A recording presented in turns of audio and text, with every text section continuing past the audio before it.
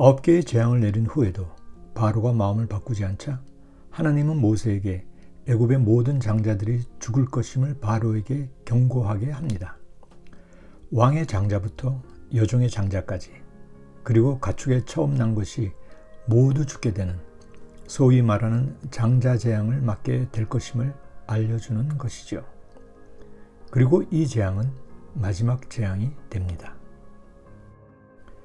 아울러 하나님은 모세와 아론에게 장자 재앙이 내려질 때를 대비한 준비를 시키십니다. 사실 장자 재앙이란 하나님이 직접 이 땅에 내려오시는 사건입니다. 거룩하신 하나님이 이 땅에 내려오실 때 거룩하지 않은 인간과 가축들은 다 죽게 될 것입니다. 마치 어둠 속에 빛이 들어오면 어둠이 모두 사그라들듯 없어지듯이 말이죠. 그러므로 하나님의 신이 내려오셔서 애굽의 장자들을 다 치실 때 이스라엘의 장자들도 다 죽을 수밖에 없지만, 하나님이 시키시는 대로 분설주에 양의 피를 발라 놓으면 하나님의 신이 그냥 넘어가서 이스라엘의 장자들은 재앙에서 피해갈 것임을 약속해 주신 것입니다. 하나님은 이 날을 유월절이라 부르면서 영원히 지키라고 명령하십니다. 유월절이란 히브리 말로는 페사흐, 영어로는 파스오버로 넘어갔음을 의미합니다. 즉, 하나님이 내리신 재앙이 그들을 피해 넘어갔음을 기념하는 날입니다. 여기에는 이스라엘 백성이 따라야 할 하나님이 주신 규례가 있습니다. 첫째는 종교력의 사용입니다. 하나님은 이스라엘이 애굽에서 나오게 될 그 달을 그 해의 1월로 정하라고 말씀하십니다. 원래 이스라엘은 그들이 쓰던 민간력이 있었는데 그것에 의하면 7월 1일이 새해 첫날입니다. 그런데 이제부터는 출애굽한 그 달을 1월로 삼는 종교력을 사용해야 하는 것입니다. 둘째는 1월 10일에 어린 양을 택해서 1월 14일 저녁까지 간직하였다가 해질 때 그 양을 잡습니다. 1월 14일에 잡을 양을 1월 10일에 미리 택하는 이유는 4일 동안 어린 양이 흠이 있는지 없는지 살펴야 하기 때문입니다.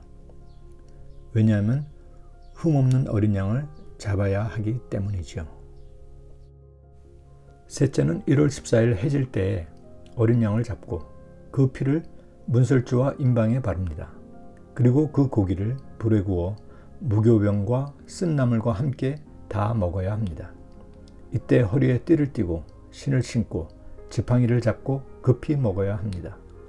모세로부터 떠나라는 명령이 떨어지면 바로 떠나야 하기 때문입니다. 이로써 유월절은 종교력으로 1월 14일이 됩니다. 그날 밤 하나님의 신이 애굽 땅을 두루 다니면서 애굽의 초태생을 모두 치실 때 문에 양의 피가 묻어있는 집은 그냥 넘어가서 아무 일도 일어나지 않을 것입니다. 이렇게 하나님의 신이 양의 피를 보고 넘어가셨기에 이 날을 여호와가 넘어간 날, 즉 유월절이라 부릅니다. 이 유월절 사건으로 인해 애굽의 모든 초태생들은 죽었지만 양의 피를 문에 바른 이스라엘의 초태생들은 모두 살았습니다. 마지막으로 무교절입니다. 이는 1월 15일부터 21일까지 7일간 누룩이 없는 빵을 먹는 절기로 실제로는 유월절 전부터 집안의 누룩을 모두 없애고 유월절 식사부터 무교병을 먹기에 이 두 절기는 엄격한 구분 없이 혼용되어 사용됩니다. 앞서 말했듯이 장자재앙은 거룩하신 하나님이 애굽 땅에 내려오시는 엄청난 사건입니다. 후에 출애굽기 20장에서 이스라엘이 경험한 것과 같은 무섭고 두려운 사건입니다.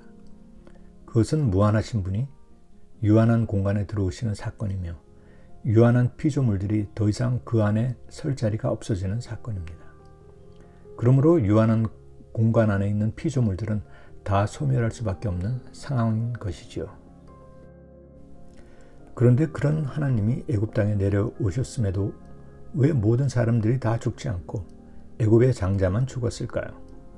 그것은 하나님이 이 우주를 창조하신 후에 스스로를 제한하심으로 부분으로 전체를 대신하게 하신 것입니다. 다시 말해 애굽의 모든 사람들이 죽어야 하는 상황에서 장자만 죽임으로 모두의 죽음을 대신하는 것입니다. 이것은 성경 전체에 녹아있는 사상이지요.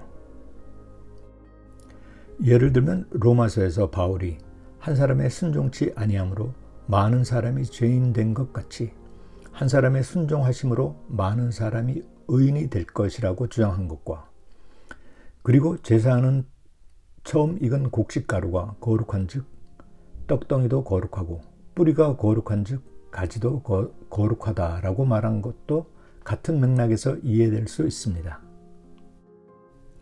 그러므로 하나님은 애굽의 장자를 죽임으로 나머지 애굽 사람들은 모두 살려주셨습니다. 물론 이스라엘도 그 죽음에서 자유롭지 못합니다. 이스라엘이 살기 위해서는 그들의 장자도 죽어야 하는 그런 상황입니다. 그러나 하나님은 어린 양으로 이스라엘 장자를 대신하게 하시고 그 결과 이스라엘의 장자를 포함 모든 이스라엘이 살 수 있었던 것이지요. 그렇지만 공평하신 하나님은 이스라엘의 장자를 살려주신 것에 대한 대가를 요구하십니다. 민수기 3장은 다음과 같이 말합니다. 내가 이스라엘 자손 중에서 레위인을 택하여 이스라엘 자손 중 모든 첫 해에서 처음 난 자를 대신케 하였은즉 레위인은 내 것이라.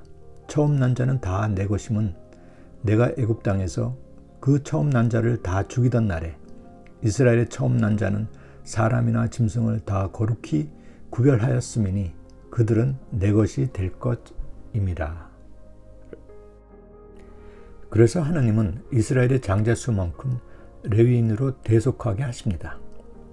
그런데 레위인 수가 장자 수보다 적기 때문에 하나님은 장자 수와 레위인 수의 차이만큼에 해당하는 속전을 요구하십니다.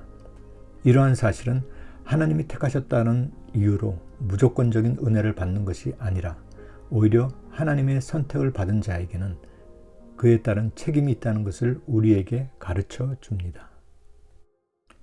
그리고 하나님은 이스라엘 자손이 영원히 유월절을 지키고 기억할 것을 명령하셨습니다. 그만큼 유월절은 중요한 사건인 것이지요. 아시다시피 성경의 모든 내용은 예수 그리스도를 가리키고 있습니다. 그 중에서 특히 유월절은 예수 그리스도의 초림 사건을 분명하게 가리키고 있지요. 그러므로 유월절은 인류 구원사가 본격적으로 시작되는 십자가 사건을 가장 잘 예표한 절기라고 할 수 있습니다.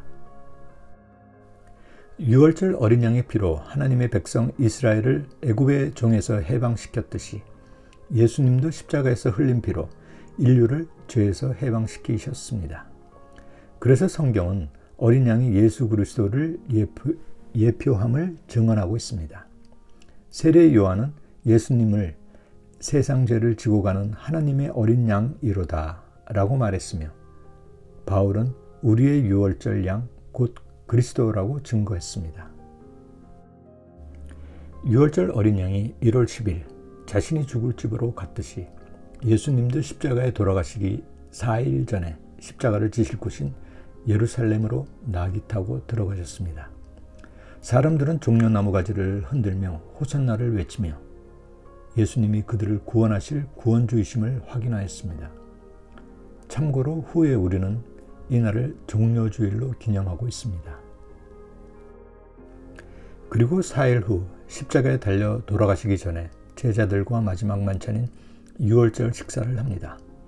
이때 예수님은 떡과 포도주를 제자들에게 주시면서 이것이 나의 살이요 나의 피, 즉 언약의 피라고 말씀하십니다. 이 대목은 이스라엘이 유월절 저녁에 잡았던 어린 양의 피와 살을 연상시킵니다. 그래서 바울은 떡을 먹고 잔을 마실 때마다 예수님의 죽으심을 기억하고 전하라고 말했습니다. 제자들과 식사를 마친 예수님은 유월절의 어린 양처럼 십자가에 달려 돌아가십니다. 이스라엘의 구원을 위해 유월절 어린 양의 피가 필요하였듯이 인류 구원을 위해서는 예수님의 피가 요구되었고 그것이 십자가에서 실현되었던 것입니다.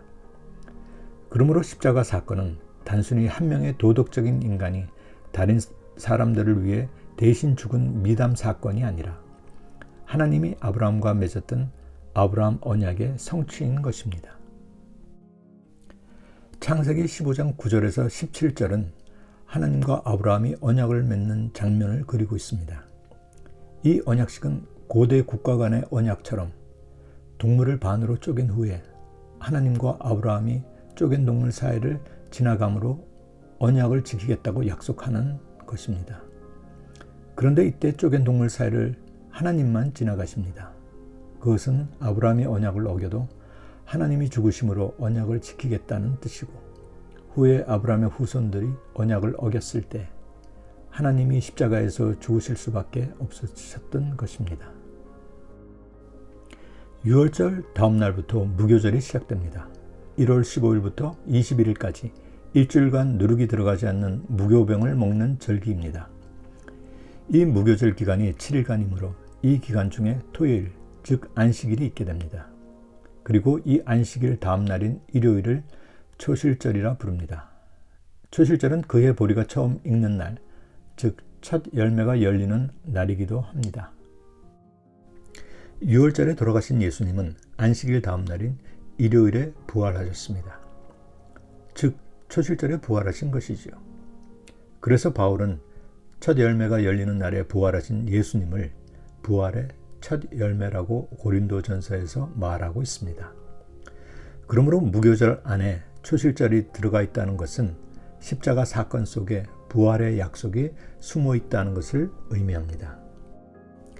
마지막 재앙인 장자재앙은 단순히 애굽의 바로를 혼내고 이스라엘을 해방시킨 사건만을 얘기하고자 하는 것이 아닙니다.